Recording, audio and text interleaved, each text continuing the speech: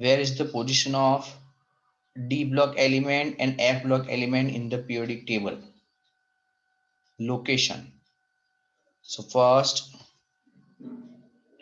in the left side,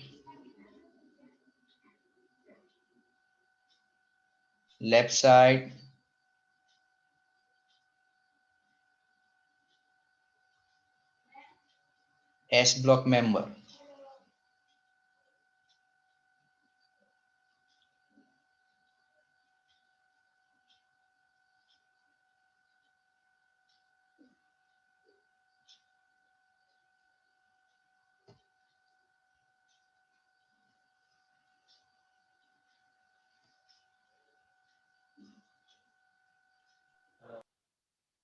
Okay, right side, P block member.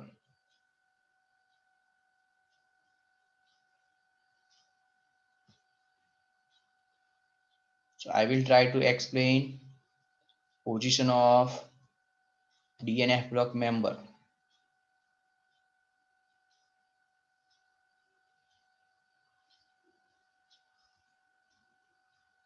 So exactly,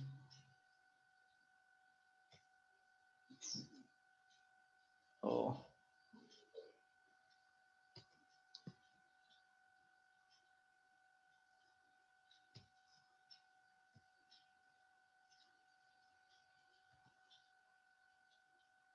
clear?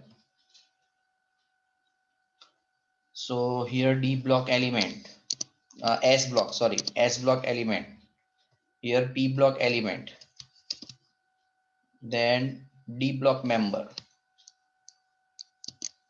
and F block element. So where is the position of D block element? So in between S and P, in between S and P. Okay.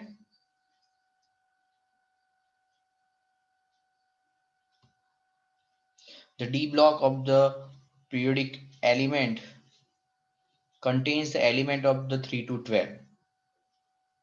Clear? 3 to 12 means group. Here group start from 3, group number 3, and its end group number 12. Group number 13 onwards, P block member. Okay, so here 3 to 12.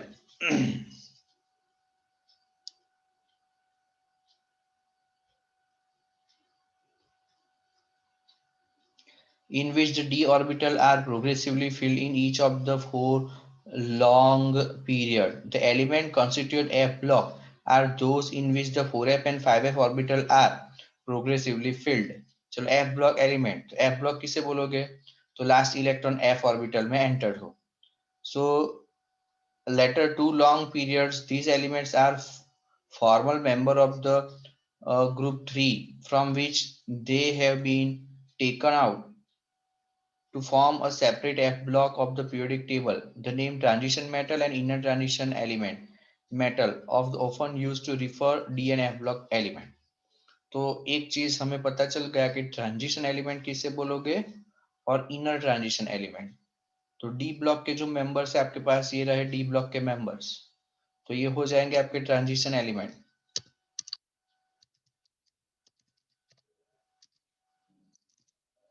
और F block is called inner transition element.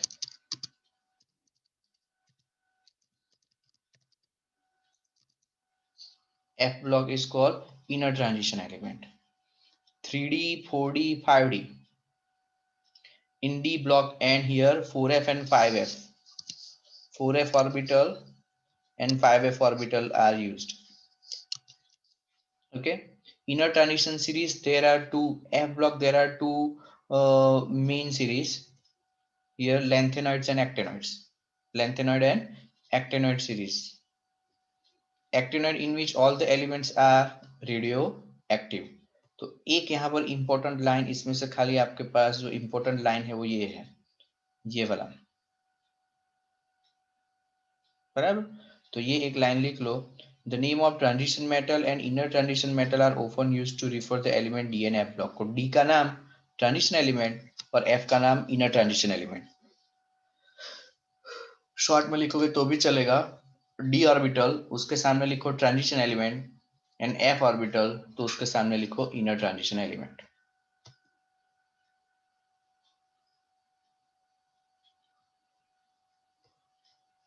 D block member इसलिए बोलेंगे कि भाई last electron D orbital में field होगा। F block element इसलिए बोलेंगे कि लास्ट इलेक्ट्रॉन आपके एफ ऑर्बिटल में जाएगा। There are mainly three series of the transition metal: 3D, 4D, and 5D. So first transition series, second transition series, and first, second, and third transition series.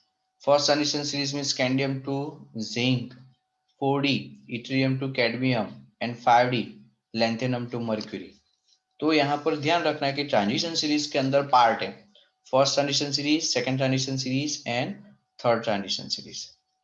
चलो, the fourth 6D series which begin with the actinium is still incomplete. जो आपका actinium वाला जो part होगा वो incomplete है। The two series of the inner transition metal 4f and 5f, मैंने आपको पहले बताया कि भाई दो सीरीज है f ऑर्बिटल में होगा, एक में 4f में इलेक्ट्रॉन जाएगा, एक में 5f में जाएगा, और उनके नाम, तो उनको नाम बोलेंगे हम लैंथेनॉइड और एक्टिनॉइड। तो इस पैराग्राफ के अंदर जो काम की चीज है वो ये कि मेन 3 सीरीज है, बराबर, और इसमें कौन कौन से सीरीज में कौन कौन से मेंबर होंगे, वो एक ये वाला पार्ट, और 4f और 5f का नाम, 4f और 5f के नाम, लैंथेनॉइड एंड एक्टिनॉइड, बराबर।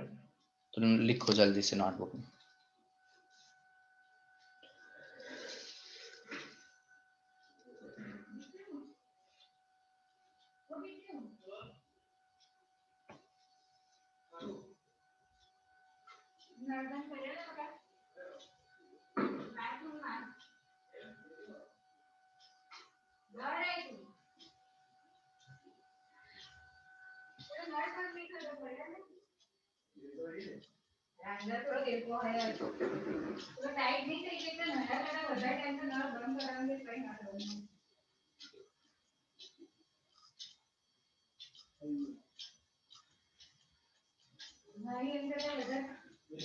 बराबर।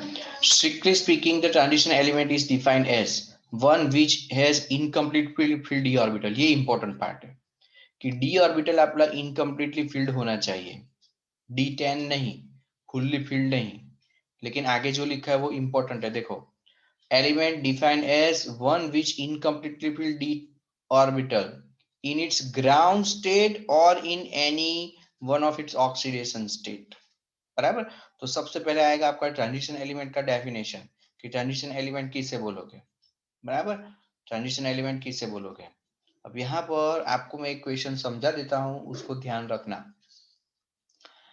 कि ट्रांजिशन एलिमेंट का मतलब वो अपने ग्राउंड स्टेट में नॉर्मल इलेक्ट्रॉनिक कॉन्फ़िगरेशन में डी ऑर्बिटल इनकम्प्लीटली होना चाहिए, या तो उसके ऑक्सीडेशन स्टेट में, ठीक है, या तो उसका जो कॉमन ऑक्सीडेशन स्टेट होता है उसके अंदर डी ऑर्बिटल इनकम्प्लीटली फील्ड होना चाहिए, तो ही वो ट्रांजिशन एलिमेंट कहलाएगा।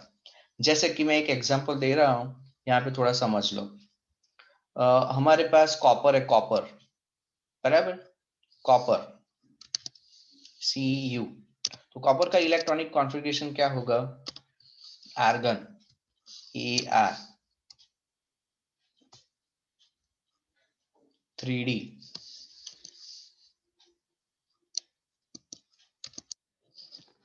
3D9, 3D10 and 4s1,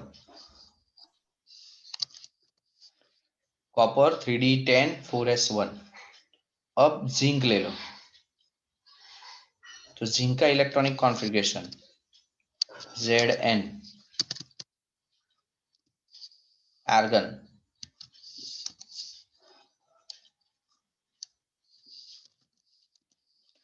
3D10 4s2,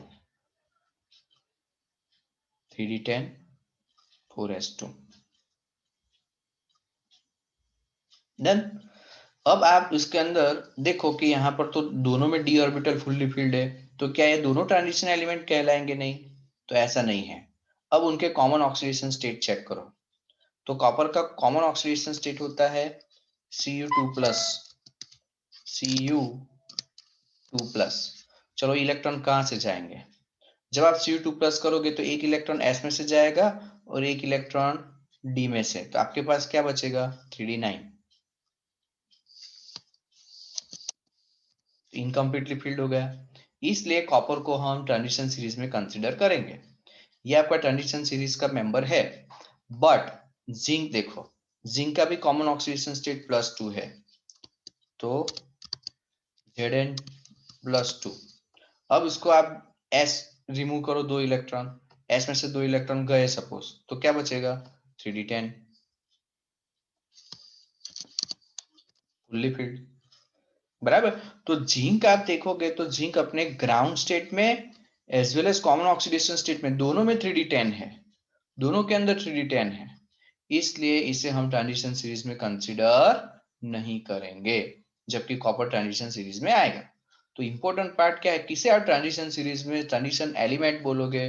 तो ट्रांजिशन एलिमेंट बोलने के लिए उसका डेफिनेशन क्या है? डेफिनेशन अब समझो। तो transition element is defined as one which has incompletely filled d orbital. d orbital incompletely filled होना चाहिए, d10 नहीं होना चाहिए, लेकिन कब? इन इट्स ग्राउंड स्टेट, या तो उसके ग्राउंड स्टेट में, और लिखा है और in any one of its oxidation state, और कोई एक ऑक्सीडेशन स्टेट के अंदर। तो कॉपर +2 के अंदर 3d9 हो रहा है, उसका मतलब ये इनकम्प्लीटली फिल्ड है। डी का कैपेसिटी 10 इलेक्ट्रॉन का, ये ध्यान रखो, डी का कैपेसिटी 10 इलेक्ट्रॉन का, बराबर। तो कॉपर को ट्रांजिशन सीरीज में कंसीडर करेंगे बट जिंक को नहीं करेंगे। देखो आगे लिखा है, zinc, cadmium and mercury of group 12 have full D10 configuration in their ground state as well as in their common oxidation state and hence are not regarded transition metal।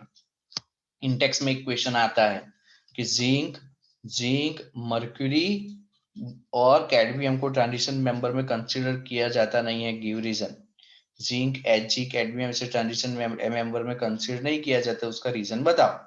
तो reason क्या होगा कि भाई इसके अंदर ग्राउंड स्टेट और common oxidation state में D orbital fully filled है, इसलिए, बराबर। तो आपको लिखना क्या है, यहाँ पे लिखो, तो यहाँ से करके आपको ये भी लिखना पड़ेगा, इंटेक्स का क्वेश्चन है। 4 5 जिंक, हाँ बोल प्रिंस। जिंक નો ઓક્સિડેશન તો +3 પણ હોય છે ને? ना, +2, अप टू +2, नॉट 3 बेटा, जिंक ओनली +2।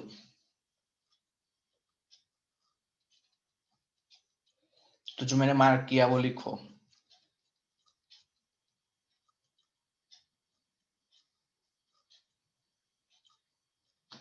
तो ऊपर वाले पैराग्राफ में आपका हो जाएगा डेफिनेशन, और नीचे वाले पैराग्राफ में क्वेश्चन है। मैं क्वेश्चन बोलूं, क्वेश्चन कैसा आएगा?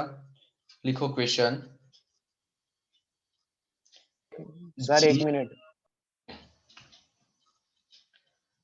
या तो पहले लिख लो, फिर लास्ट में एक लाइन में क्वेश्चन के फॉर्मेट में लिखवा देता हूं। जो मार्क किया हुआ है पूरा पार्ट लिख लो, फिर मैं क्वेश्चन लिखाऊंगा, जो कि आपके इंटेक्स क्वेश्चन या तो एक्सरसाइज में ये क्वेश्चन है।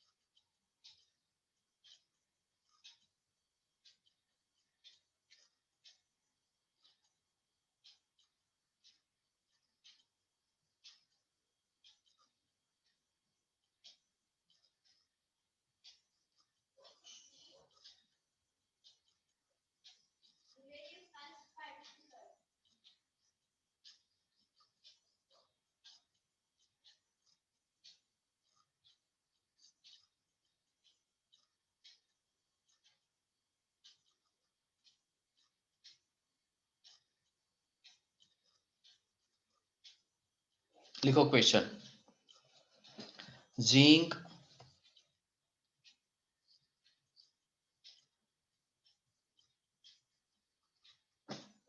Zinc mercury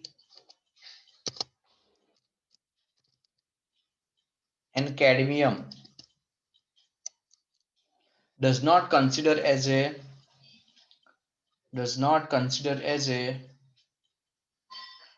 transition element. Give reason. Zinc, mercury and cadmium does not consider as a transition element. Give reason.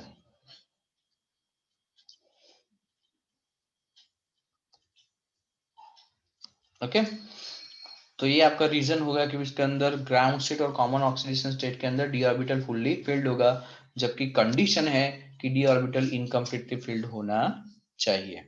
However, being the end member of the three transition series, their chemistry is studied along with the chemistry of the transition metals. अब one by one सबको आपको पढ़ना है. ये सब पढ़ो, तब उससे पहले हम डी ऑर्बिटल का इलेक्ट्रॉनिक कॉन्फ़िगरेशन देखेंगे 3D का, स्कैंडियम टू जिंक. सबसे इंपॉर्टेंट फर्स्ट ट्रांजिशन सीरीज जिसका इलेक्ट्रॉनिक कॉन्फ़िगरेशन अब हम देखेंगे. तो लिखो नोटबुक में electronic configuration scandium to zinc first series, electronic configuration scandium to zinc. चलो सबसे पहले स्कैंडियम. कौन कौन से मेंबर है वो समझ लो पहले. बोलो, आपको मेंबर पता होने चाहिए. 21 to 30 मेंबर बोलो. स्कैंडियम, उसके बाद titanium, vanadium, chromium, manganese, iron, cobalt, निकल, कॉपर एंड जिंक.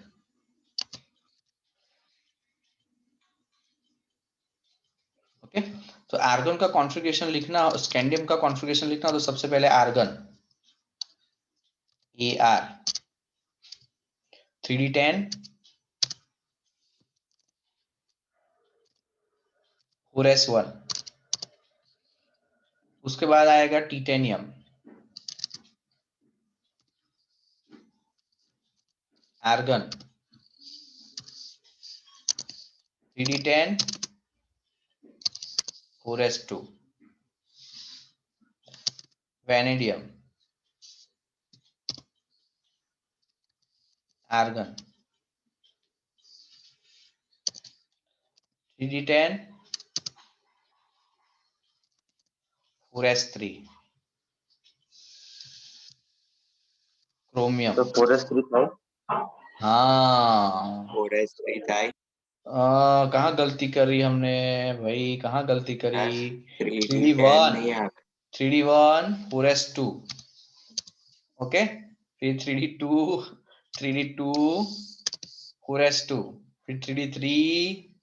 इलेक्ट्रॉन तो डी में जाएंगे ना, 4s2 बराबर. चलो आगे.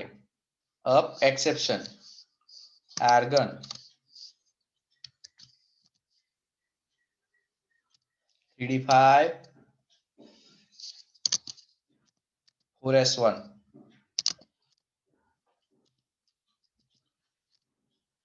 आर्गन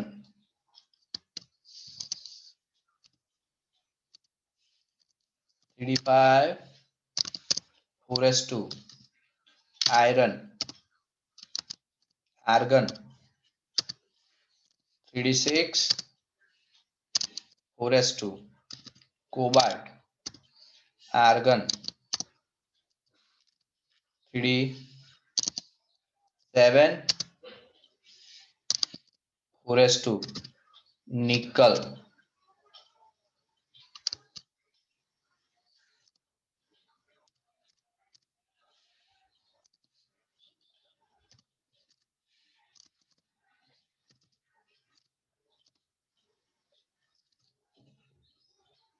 एक्सेप्शन 3D9 नहीं होगा, डायरेक्ट 3D10 4s1 और जिंक आर्गन 3D10 4s2। तो ये आपका स्कैंडियम टू जिंक का इलेक्ट्रॉनिक कॉन्फ़िगरेशन मोस्ट इंपॉर्टेंट, बहुत पावरफुल ये सब चीजें, बराबर। अब ये इलेक्ट्रॉनिक कॉन्फ़िगरेशन में सीखना क्या है बेटा, कि कौन कौन से ऐसे जो है जो कि आपके एक्सेप्शन के केस है। तो एक आपका एक्सेप्शन है क्रोमियम और एक होगा कॉपर। तो एग्जैक्टली यहाँ देखा जाए तो क्रोमियम के केस में क्या आना चाहिए, तो क्रोमियम के केस में आना चाहिए 3D4 और 4s2 ऐसा होना चाहिए, बराबर। बट जब हम 5d ऑर्बिटल को चेक करें तो डी ऑर्बिटल के अंदर 5 बॉक्स होते हैं।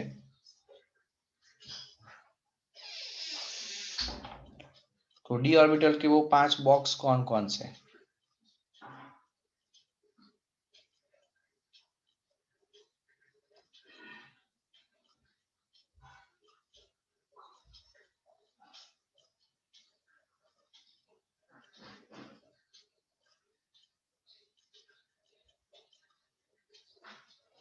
देखो 1 2 3 4 और 5। अब आपको इसमें इलेक्ट्रॉन भरना है, बराबर। तो जब आप D4 करोगे तो कैसे होगा, हाँ, तो एक एक ही इलेक्ट्रॉन होगा, 1 2 3 4। लेकिन S में से एक इलेक्ट्रॉन यहाँ चला जाए तो ये हो जाएगा 3D5।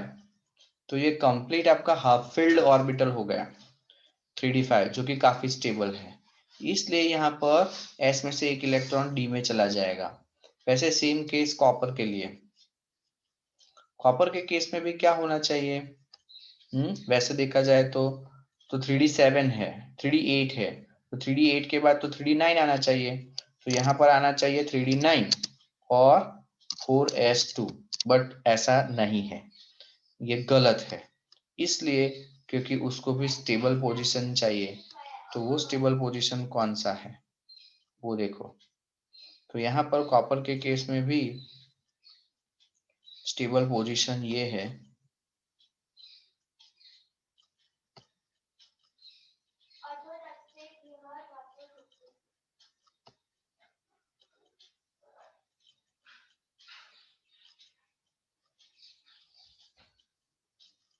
देखो स्टेबल पोजीशन 1 2 3 4 5। चलो अब 1 2 3 4 5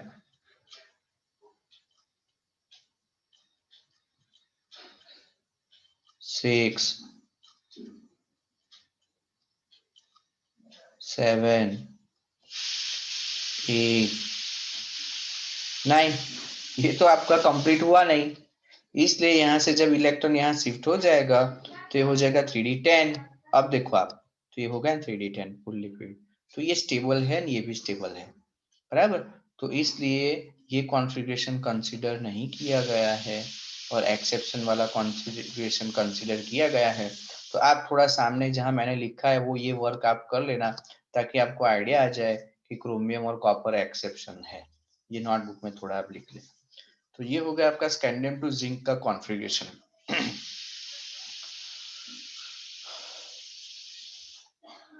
दूसरी बात, ये सारे जो भी एलिमेंट्स है ना वो सारे कलरफुल आयन देते हैं, ठीक है। सब कलर्ड कंपाउंड है। जैसे कि मैं एक दो एग्जांपल दूं, जैसे क्रोमियम का सॉल्ट देखें, तो क्रोमियम का सॉल्ट देखो तो K2Cr2 7 orange colour, K2CrO4 yellow colour.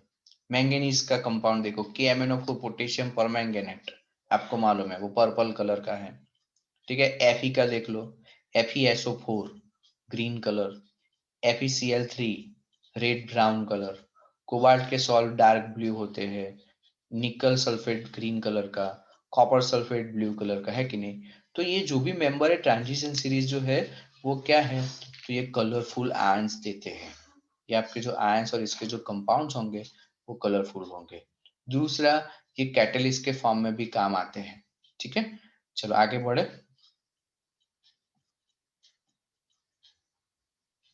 बाकी जैसा है लखन। ओके, लिख लो चलो। रीजॉइन करना बेटा आज।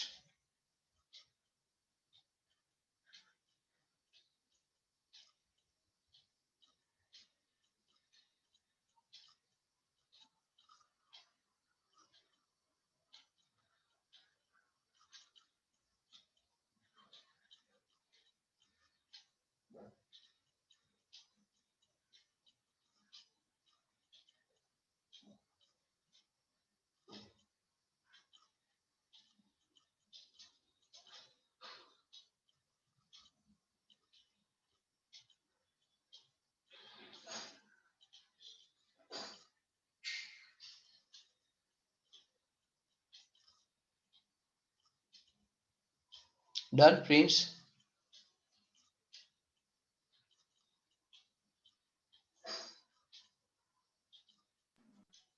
Yes sir.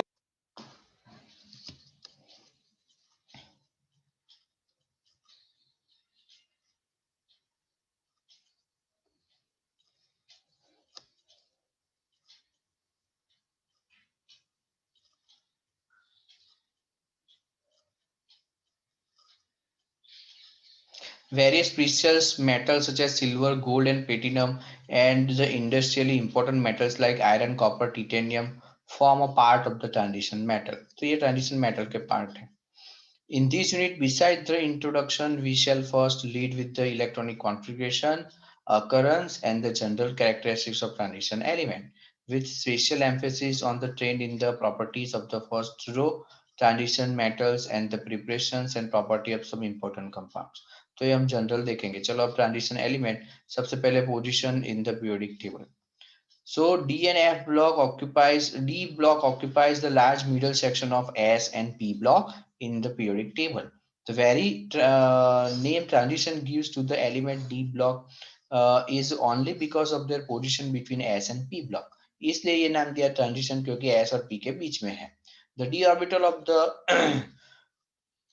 penultimated energy level in their atoms receive the electron, giving the rise to the three rows of the transition metals 3d 4d and 5d. तो ये बोल रहे हैं कि ये ऑर्बिटल इनकम्प्लीटली फिल्ड होते हैं. ये ऑर्बिटल 3d 4d 5d खाली है, इसमें इलेक्ट्रॉन्स भरेंगे. तो 3d फर्स्ट ट्रांजिशन सीरीज में आएगा, 4d सेकंड ट्रांजिशन सीरीज में और 5d थर्ड ट्रांजिशन सीरीज में. The fourth row 60 is still incomplete. This series of the transition element is shown in the table. नीचे एक टेबल है, उसके अंदर इलेक्ट्रॉनिक कॉन्फ़िगरेशन दिया है. चलो, in general the electronic configuration of element is n minus 1d 1 to 10 and 4s 1 to 2. ये most important part है, इसे समझो. सबसे ज्यादा इंपॉर्टेंट ये एक एमसीक्यू हो गया कि general electronic configuration D block का क्या होगा. तो आप क्या देखते हो, अभी अभी आपने पढ़ा, उसमें आया था 3D. देखो 3D और 3D के बाद 4s आया था. ठीक है, देखो सबसे पहले आप स्कैंडियम देखो तो 3D1 एंड 4s2 ऐसा लिखा, फिर 3D2 4s2 3D3 4 ऐसा लिखते गए. तो n आपका क्या होगा, प्रिंसिपल क्वांटम नंबर. तो देखो n यदि यहाँ पे आपने लिया 4s, तो उसके आगे 3 है. 3 का मतलब क्या हो जाएगा, n minus one. n minus one. चलो s में कितने इलेक्ट्रॉन, तो s में आपने हर एक में देखा होगा 1 to 2 इलेक्ट्रॉन, 1 to 2. और d का कैपेसिटी 1 to 10. तो इसको देखने जाए तो ये आपके सीरीज के अकॉर्डिंग यहाँ पर जनरल ट्रांजिशन दिया है कि आप देखोगे तो ये n इज इक्वल टू 4 और ये 3 मतलब n minus one. n is equal to 4 और 3d का मतलब n माइनस वन. 4 है कि नहीं, 3d 4s तो 4 का मतलब n और 3 का मतलब n माइनस वन. बराबर. चलो अब इलेक्ट्रॉन किस में जा रहे हैं, तो d में भर रहे हैं. कहां से कहां तक, 10 तक भर रहे हैं. इसलिए लिखा है कि भाई डी का कैपेसिटी 1 to 10 इलेक्ट्रॉन का. एस में कितने इलेक्ट्रॉन भर रहे हैं, 2 इलेक्ट्रॉन भर रहे हैं, तो 1 to 2 इलेक्ट्रॉन का. इसलिए नोटबुक के अंदर हेडिंग डालो general valence electronic configuration. Of transition element, ये लिखो most important. General electronic configuration करके ये लिखो, रीडिंग डालना, जनरल इलेक्ट्रॉनिक कॉन्फ़िगरेशन करके ऑफ डी ऑर्बिटल, ये लाइन लिखो, ये फॉर्मूला लिख लो बस, मोस्ट इंपॉर्टेंट। 1 मिनट बाकी है, रीज्वाइन करना बेटा।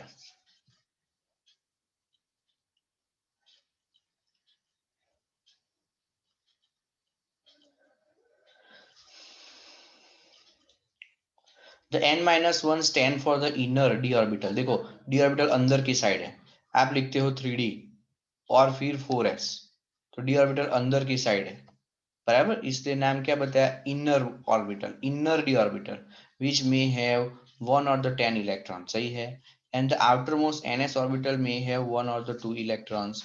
However, this generalization has several exceptions because of the very little energy difference between n-1d and 4s orbital. फिर भी इनके बीच में एनर्जी डिफरेंस बहुत कम है, ठीक है, 4s ऑर्बिटल्स। फर्दरमोर हाफ, इसका मतलब इलेक्ट्रॉन एक दूसरे में जंप कर सकते हैं क्योंकि एनर्जी में डिफरेंस बहुत